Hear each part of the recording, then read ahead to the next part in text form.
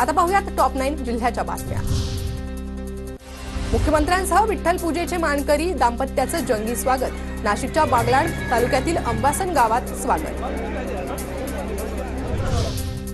उद्या गुरुपौर्णिमेनिमित्त शिर्डी साई मंदिर भाविकांसाठी 24 तास खुलं। भाविकांना सुलभ दर्शनासाठी संस्थानाकडून प्रयत्न।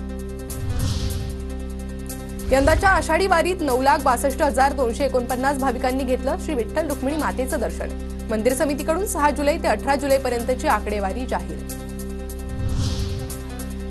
तुळजाभवानी देवीच्या दर्शनासाठी 500 रुपयांचा ऑनलाईन स्पेशल पास। ऑफलाईन बरोबरच मोबाईल ॲपवरूनही काढता येणार पास।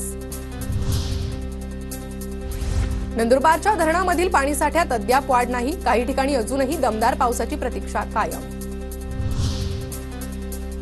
नंदुरबारच्या शहादामधील डोंगराळ रस्त्यावरील अतिक्रमण काढण्याची मागणी। अतिक्रमणामुळे नालेसफाई होत नाही, परिणामी पावसाचं पाणी रस्त्यांवर साचतं, नागरिकांची तक्रार। नाशिकच्या मालेगावात 24 तासात चोरीला गेलेले 37 पैकी 24 मोबाईल हस्तगत। मालेगाव पोलिसांची कामगिरी। अल्पवयीन आरोपीसह 2 ताब्यात।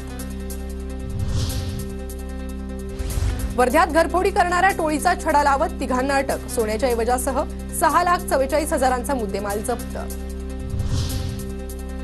मुंबई आग्रा महामार्गावर नाशिकच्या निफाडमधील कोकण गावात बिबट्याला अज्ञात वाहनाची धडक। अपघातात बिबट्या गंभीर जखमी। जखमी बिबट्याचा शोध सुरू।